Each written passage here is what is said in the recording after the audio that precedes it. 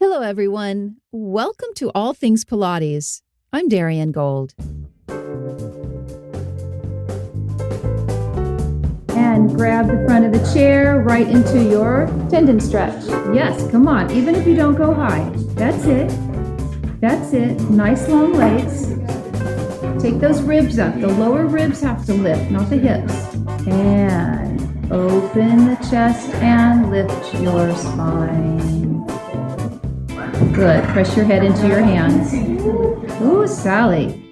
In our last episode, our guest, Tracy Belcher, talked about finding classical Pilates through her contemporary Pilates experience. If you haven't listened to that interview, please do so. It's a great one. This episode today features Paige Dent, another Pilates lover who found classical Pilates through a contemporary practice, but in contrast, Paige is all about the apparatus. In this conversation, she suggests equipment manufacturers that design apparatus without understanding the method's nuances are being unfair to their customers, and she does not hold back her opinions. Get ready for a feisty interview. Calling in from Suffolk, England, is Paige Dent. Hello, Paige. Hi. Welcome to All Things Pilates. How are you? I'm great, Darian. I am so excited to be talking about this with you today. So You're very welcome. Happy to be here. It's not actually today here, it's tonight. Evidenced by what you're wearing, correct? That's right. Sitting here in my pajamas with my slippers on, but I've got my radio face on. Excellent. So it's all good. Paige, what was it about Power Pilates that attracted you?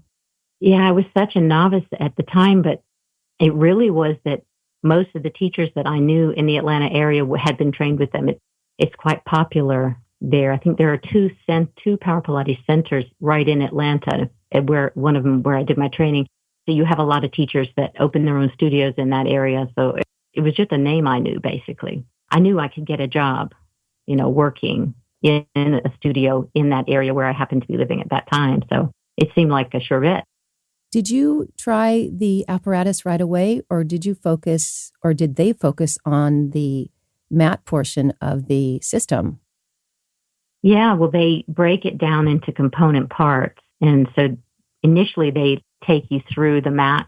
I'm not sure how it works now, but at that time it was the beginner, intermediate, and advanced mat courses. And you could stop there. You could stop after beginner. You could do beginner and intermediate. They encouraged you to go and do what they called the systems or the comprehensive training. But it was strange because it was never emphasized to me, or at least it didn't register, if they did emphasize it, how important it was.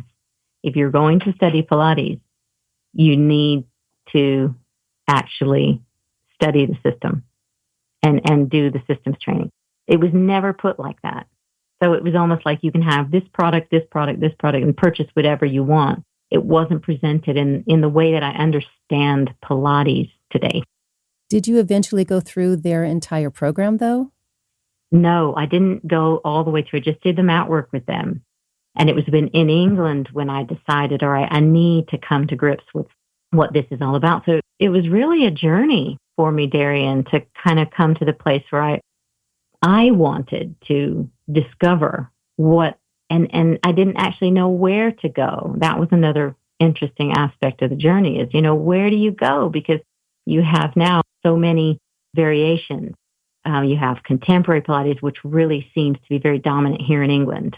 So you can go and train with physiotherapists, or you can go and train with people who are going to teach you modifications. You're not really going to come to grips with the repertoire. So I ended up doing this sort of apprentice program with, I don't know if you know Melinda Bryan. That name sounds familiar. Yeah, she's in LA. So I ended up doing an apprentice program with her. But in that program, you have to get your hours in a studio that's near you. So I can tell you my training was very, a lot of open source, a lot of mixture in terms of the way things were taught, which, But which apparatus were you using? Okay, so I was using whatever was available at the studio where I was training. I was using Peak initially.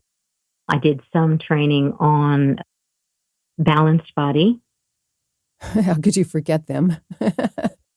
Yeah, exactly.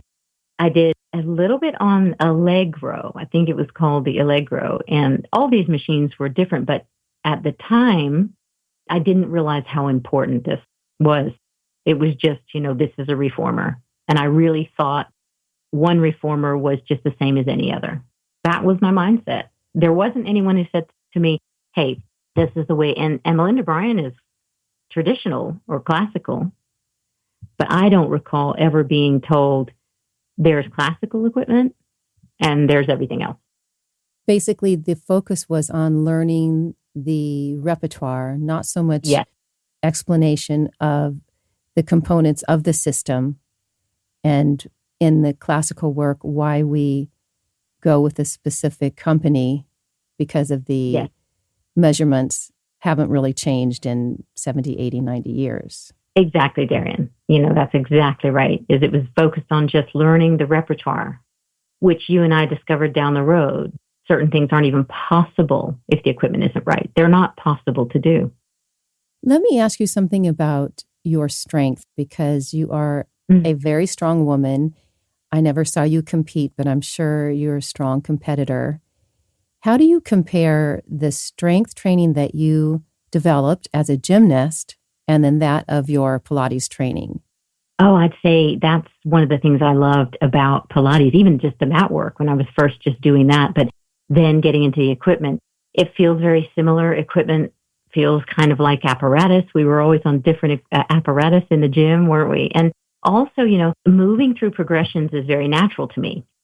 You didn't do double back until you could really get the height on just one back flip. You didn't even begin to train that. So with Pilates, there's a similar component in that you work very basic, you work very specifically, and then you build the strength and the inner strength to actually move along these progressions and see how challenging. And what I'm finding is, like, with every step, there's more challenge. Like, it's always there. When I get to the next level, Pilates is there. It's going, hey, here I am. Now you can try this. Now you can do it this way. And that, to me, that's one of the things I love. It's like I can go on forever and never feel like I'm there. Yeah. So there's always a challenge, and gymnastics is very much like that.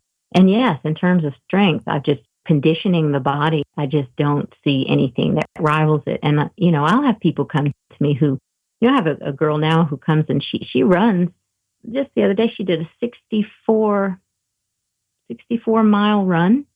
And so she runs, and I have swimmers and cyclists, but they need conditioning. They need balance in their body. And Pilates challenges them very deeply and provides so much for them because they're doing a lot of repetitive work. There's a lot of potential for repetitive strain.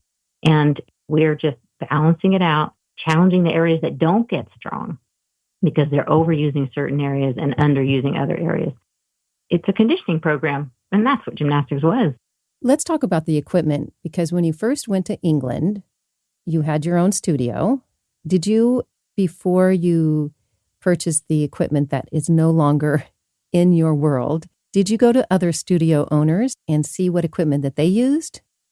No. See, I actually didn't start out in my own studio here. I worked in a studio, and she had Peak. And so most of the work that I was doing, the teaching, was on that equipment. Still, again, my understanding of the importance of this was evolving. She's also a contemporary teacher, so her training is very different. And so the equipment she has in there suits, I guess, although I never found a need for 5 springs and 5 different settings for the foot bar and locking everything in place. And I think in some ways, all of these things that have been done to try and make Pilates fit everybody have actually impeded the process of Pilates itself. Does that make sense? It does. So at the time, I wasn't aware of how important this was. So I just would have taken anything. You should have seen the first reformer I got my hands on. That was a joke. That was a laugh. But hey, I needed to learn. I needed to get a reformer. And then I picked up, this was a secondhand one. I don't even know. I can't even tell you what the brand was. Now you can sort of get these things that you can fold and put under your bed. This wasn't quite that. And then I got my own, and that one was the English. It was an English make. That's the one that I taught you on, correct? Yeah. So that's the one my clients have been familiar with. That's the one I went through my training on. And it wasn't really until you and I started to get down to the heart of the matter that it became very clear that, look, you're not going to understand this on this equipment. That seems kind of harsh maybe, but that was my reality. That was what I came to. And that's the reality I shared with you also. Take us to the day when your Grotz apparatus showed up at your door. What was that like for you?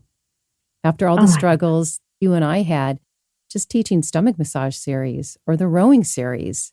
Oh my God. You know what? I just suddenly felt like a real Pilates teacher. Like, I'm real. I'm authentic. I finally have the real deal to offer. Now I knew I needed to kind of get to grips with, but I had been training. So it's not as though everything I had done to that point was useless. It wasn't at all. In fact, I was going to tell you this. I had gone to a conference in Rome. Was it last summer? And they give out these T-shirts, and Grotz obviously was sponsoring the conference. And so you could come and pick up your T-shirt. And it said on the back of it, graduate to Grotz. And I thought that is so appropriate for me because that's how it felt. It was like graduation day. And there I was with my T-shirt and my new equipment. And I thought, actually, I've earned this.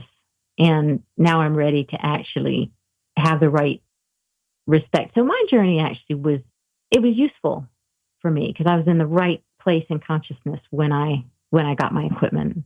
It was a beautiful day. Yes, I agree. Can you give us a little insight for you straight away from your old reformer that you gave away or sold to your Grotz reformer? Can you say a little bit about the differences that you noticed from the jump?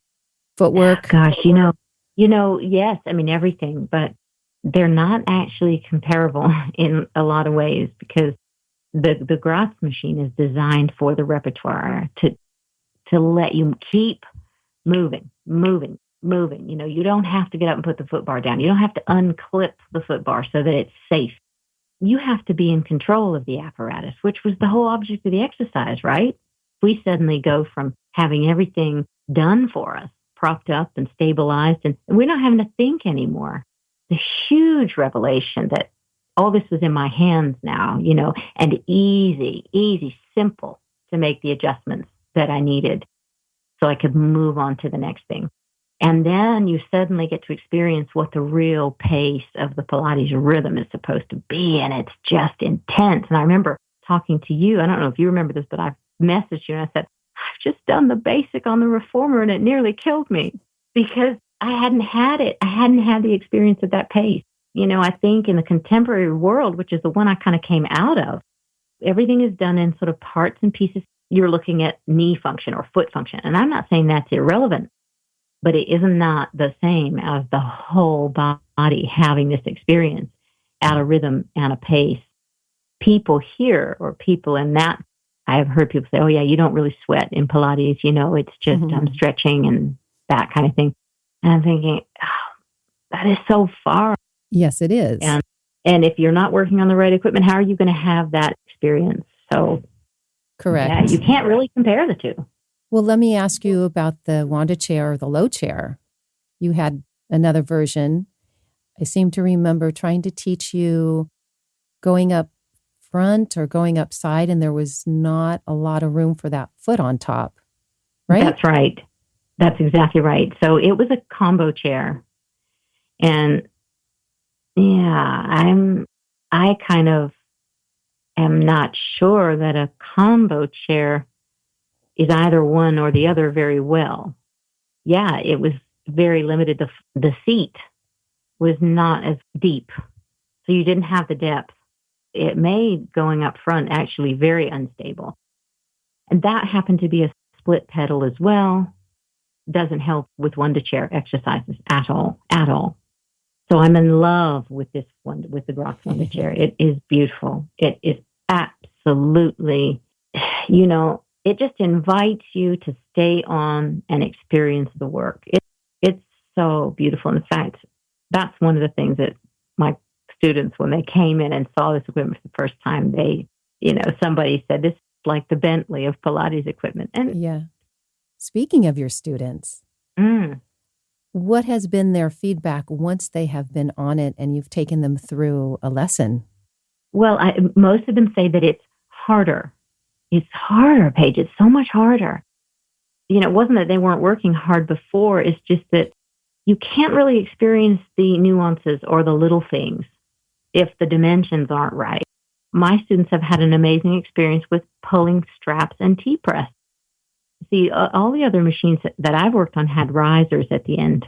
That totally changes the experience. So you don't have that on a classical machine.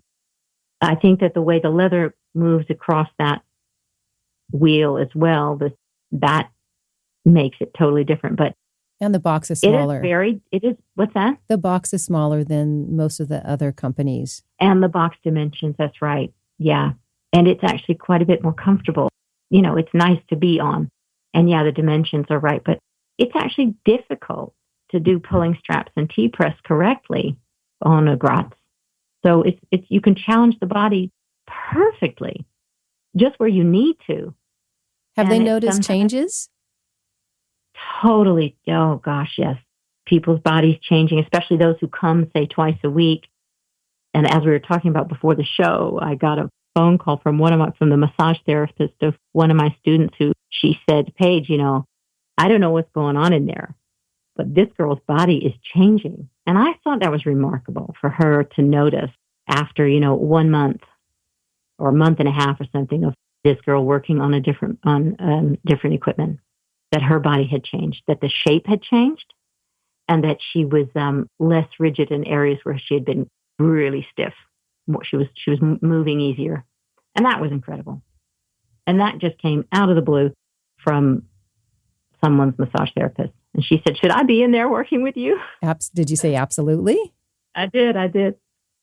I'm curious if any contemporary teachers in the area have learned about your new apparatus and are curious enough to call you up and take a lesson?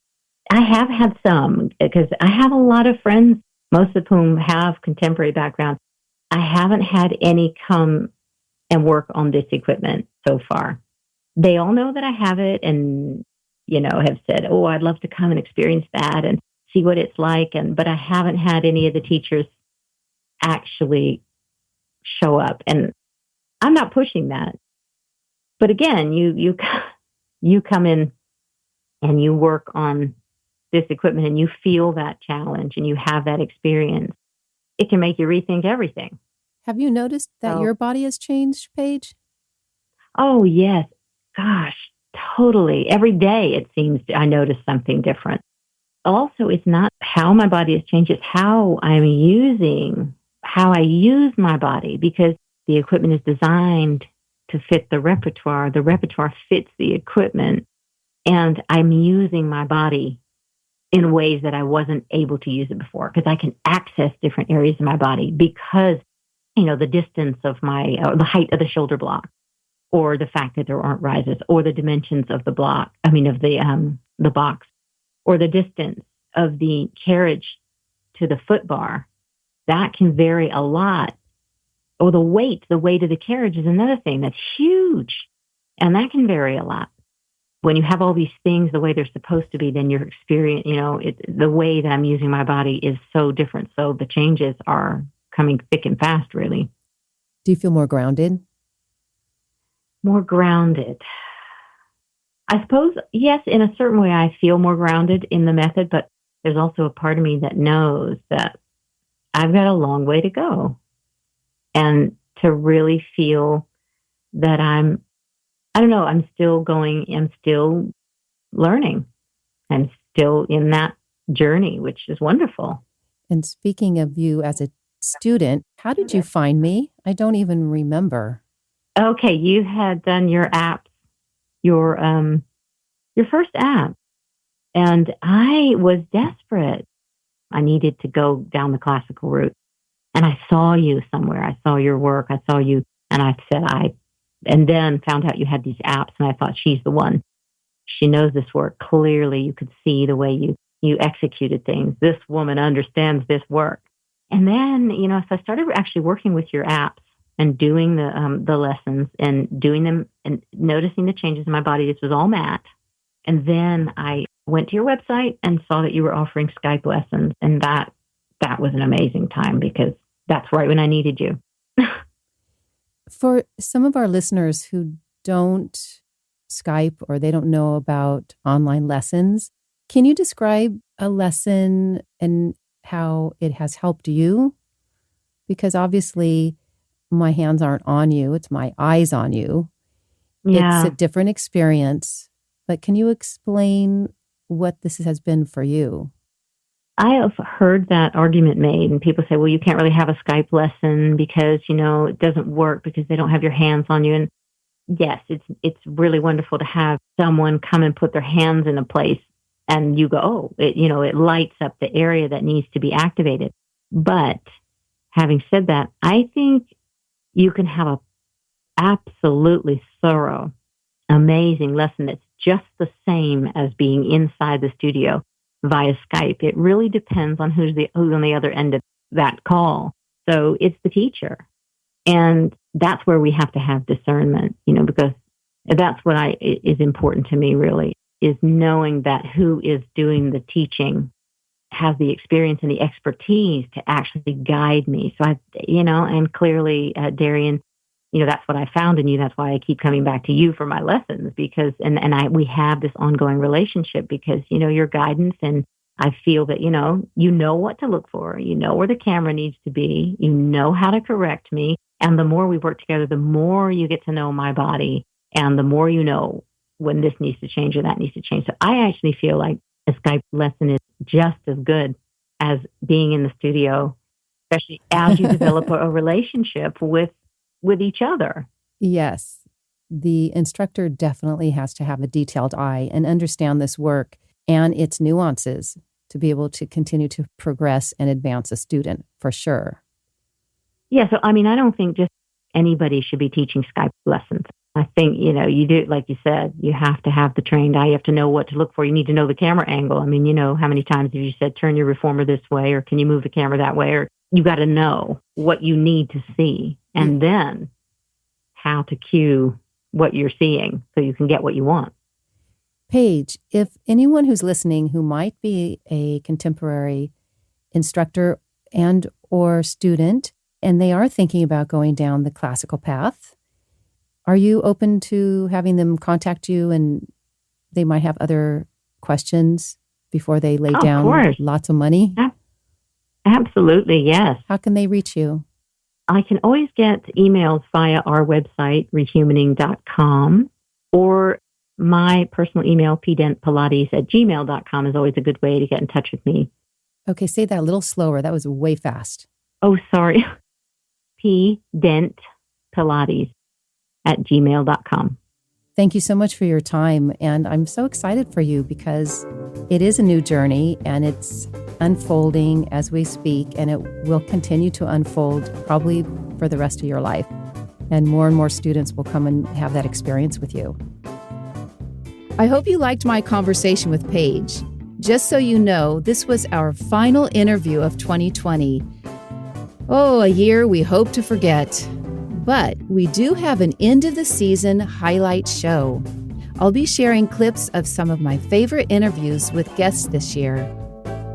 Then, January 6th, 2021, we'll be launching a new season with more great interviews, changing up the podcast format, and some exciting ways for you to get involved with all things Pilates. While you are waiting for the new season, be sure to go back and catch up on all the interviews from 2020. Follow us on our social media. And in case you didn't know, this podcast is Joe approved. All Things Pilates is produced and hosted by me, Darian Gold. Podcast production is provided by Audio Ephemera. Until next time, be Pilates strong.